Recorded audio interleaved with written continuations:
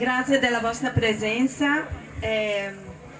Questo è un momento di ringraziamento, è un piccolo ringraziamento che possiamo offrire a voi, che ci avete aiutato nei momenti che noi più avevamo bisogno.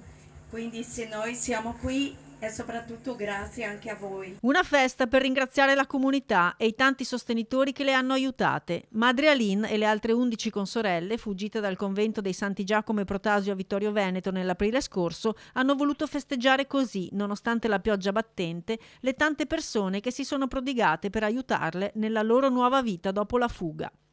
Fuggite nottetempo e con niente in mano, senza denaro o vestiti, oggi abitano in una villa messa a disposizione da un benefattore locale che, grazie alle loro amorevoli cure, oggi le sorelle hanno trasformato in un posto più che accogliente. Quando sono arrivato qui per la prima volta, ci racconta uno dei donatori, questo posto era messo male e credevo non ce l'avrebbero fatta. Ma l'incredibile spirito positivo e combattivo di Madre Aline, l'ex badessa venuta dal Brasile, ha trascinato tutte quante e ora le sorelle curano l'orto, pregano, cantano, tutto nel nome di Dio. Ma hanno fatto di più, hanno fondato un'associazione che hanno chiamato 100 volte Melius, con la quale venderanno il miele, le creme all'aloe, forse il prosecco, ma anche la birra.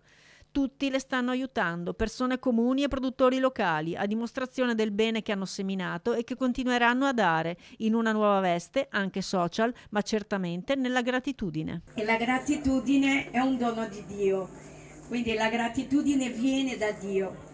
E oggi vogliamo appunto festeggiare questa fedeltà di Dio nella nostra vita che si è manifestato per mezzo vostro. Grazie di cuore, siete in tanti, abbiamo cercato in tutti i modi che non prendevate la pioggia, ma purtroppo qualche goccia c'è, ma speriamo che siano gocce di benedizioni, ecco, e non di pioggia.